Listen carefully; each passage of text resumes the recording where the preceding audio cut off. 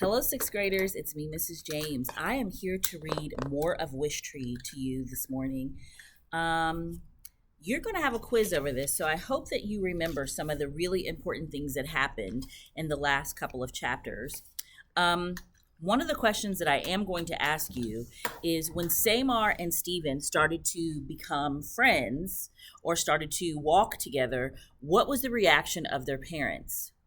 If you look on page 161 and page 162, let's go back to page 161 actually, and that will show you the answer to that question.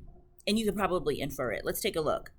It's the bottom. It says they headed off to school together. Do you see that there? All the way down here. They headed off to school together.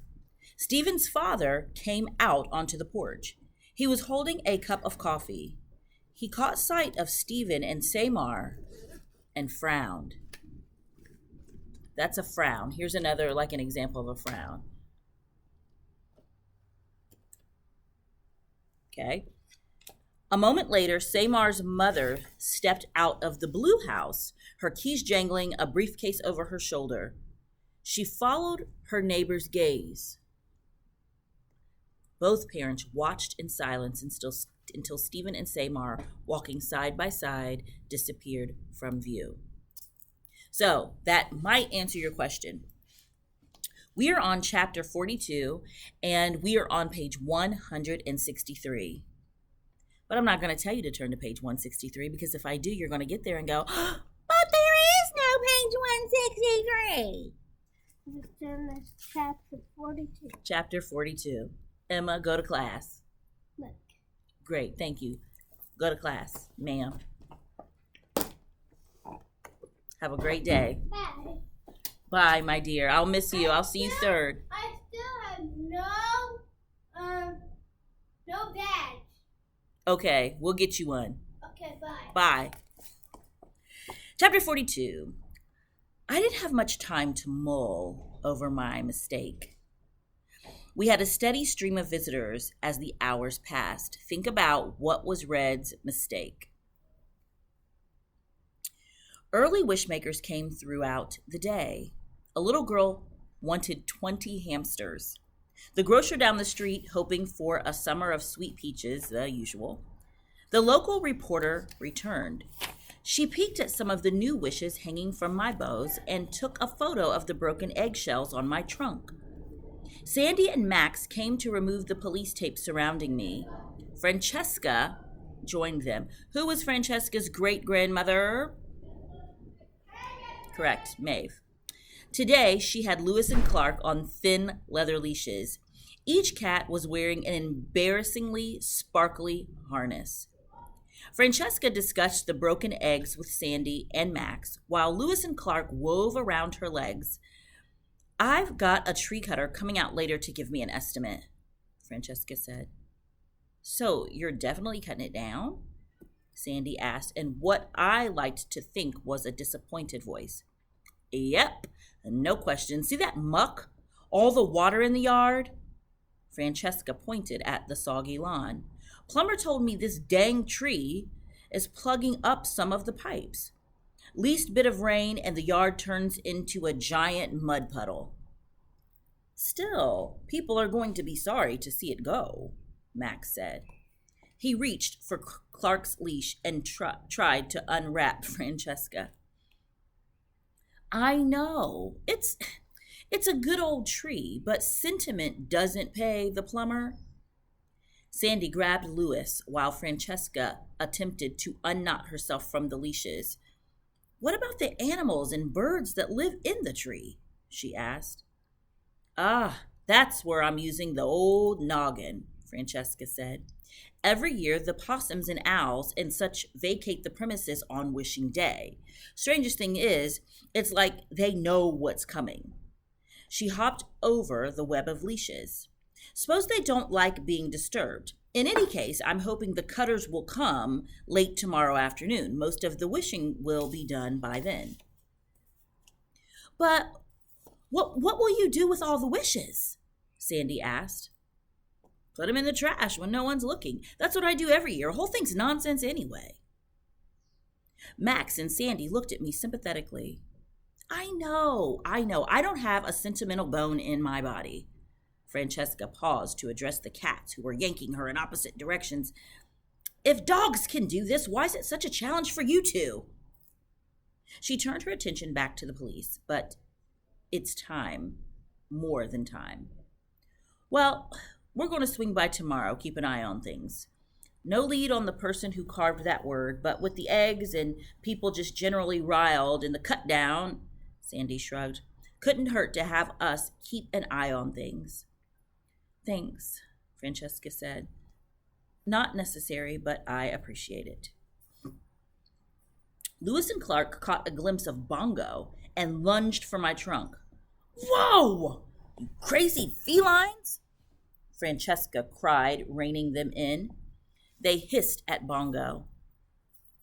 Is that Miss Jackson? It is. They hissed at Bongo.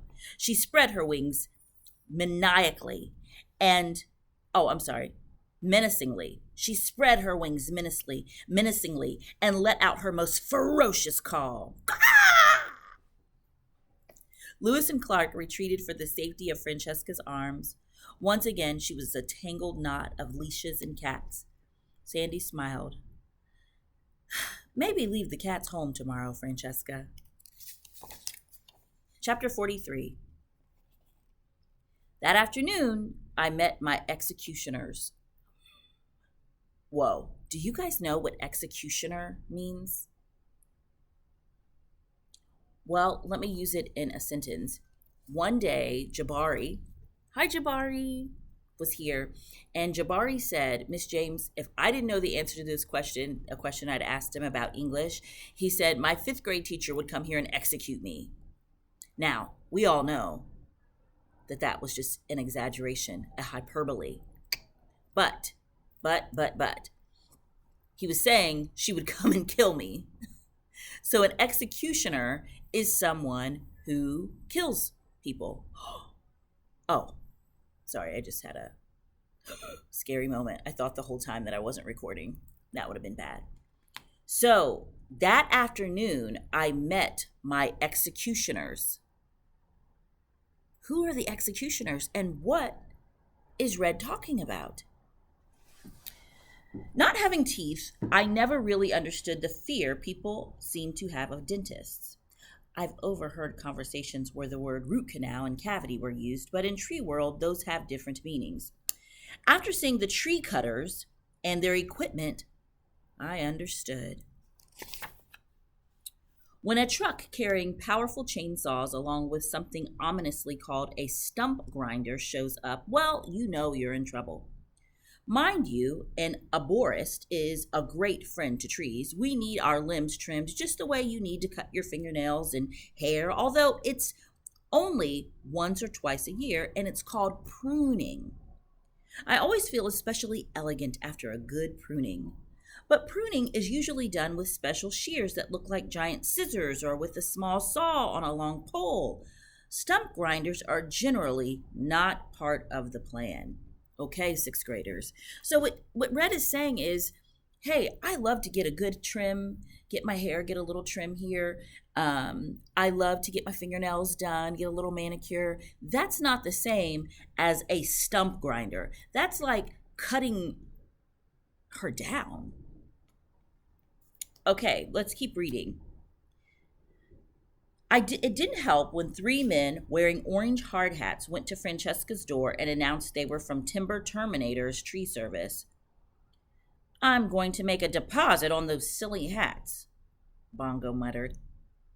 No, Bongo, I said, although the idea was tempting. Let's wait and see what's what. Maybe they're just here for some pruning.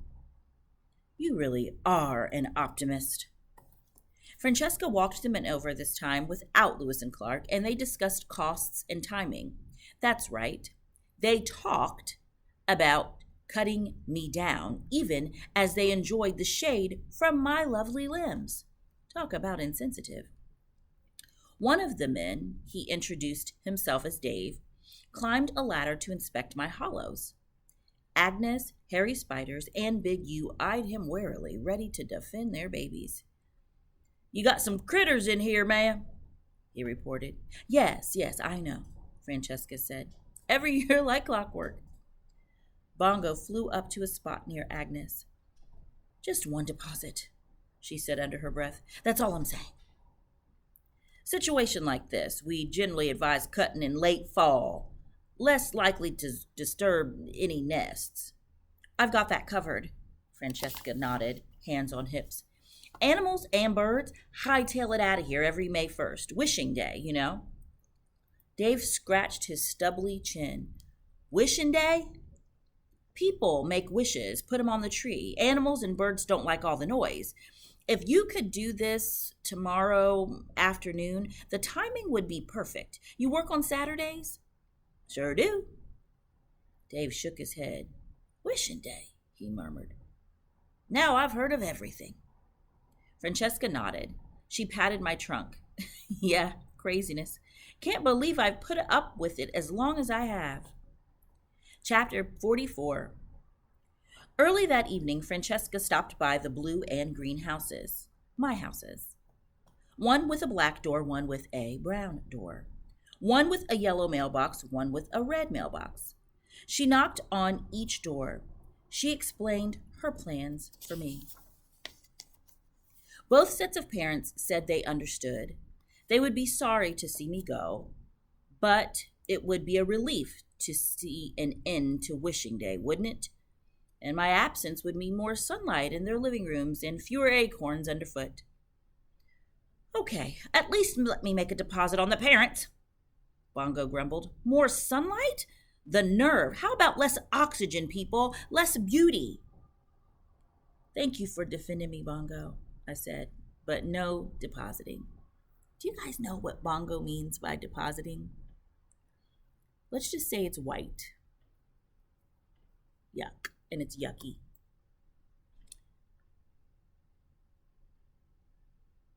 Okay, Samar and Stephen were not so understanding. They ran after Francesca as she crossed the lawn. Samar pulled on her sweater. You have to listen to us, Samar said. You can't cut down the tree. I can't, Francesca inquired. And why is that, dear? Because, Stephen said, panting. It's alive. I'm quite aware of that, Francesca said. It's a common trait of trees. She paused, peering down at the ribbon around Samar's neck. Why, I know that key, she said. I recognize the ribbon. A crow gave it to me. No kidding. Smart birds, crows. Samar slipped the ribbon over her head and handed the key to Francesca. Oh, I don't want that old thing, she said, giving it back. You can keep it. It just made me remember. It's not important. It opens a diary. My great-great-grandmother Maeve kept a journal after she moved here. So that's what it's for, Samar said. Where is it? Where is it, Stephen? The journal? Attic, maybe. Or no, it's probably in the shed behind Samar's house. Got a lot of old family stuff stashed away in there. She gave a wry smile. Unless it all floated away. Backyard's pretty wet right now, which, by the way, is one of the reasons it's time this tree has to say goodbye. Samar wiped away tears. You don't understand. This tree, it's almost like it's human. That's sweet. Francesca patted Samar's head. But, honey, it's just a tree. She squared her shoulders. Now, I must go feed Lewis and Clark. I can hear them complaining from all the way over here, and I've got a busy day ahead of me tomorrow. She moved to leave. Stephen stepped in front of her. Before you go, he said, his voice firm, just listen. He turned to me. Say something, he instructed. Please, Tree, Samar pleaded. I kept silent. What more was there to say? Francesca looked from Stephen to Samar and back again.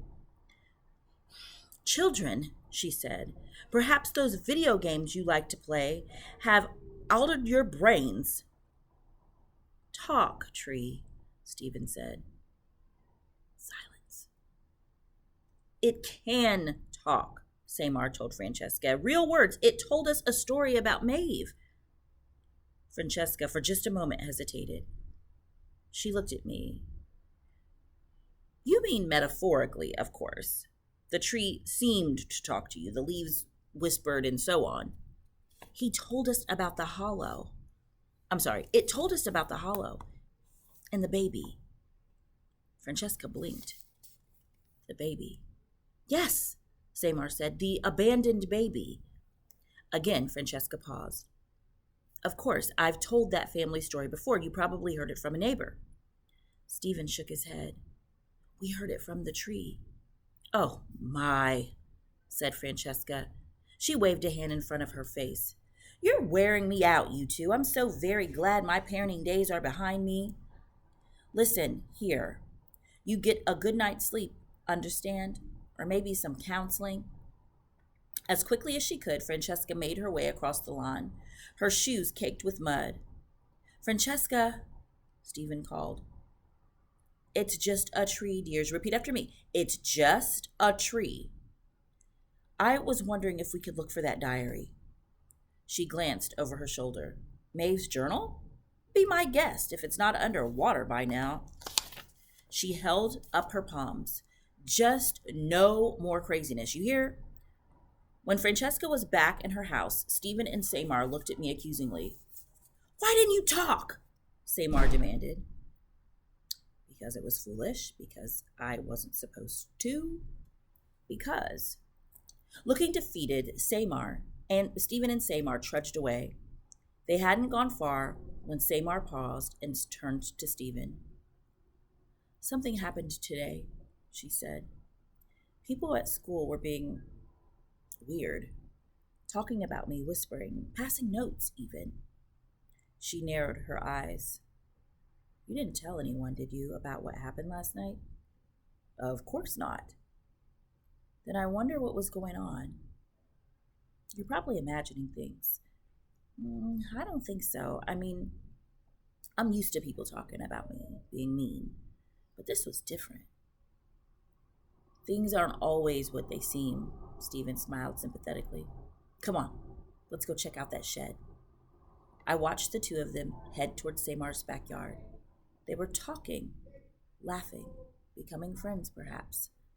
Maybe I hadn't been so foolish after all. We're going to stop there, sixth graders, and we're going to pick back up on chapter 45 tomorrow. Have a great rest of your day. Bye-bye.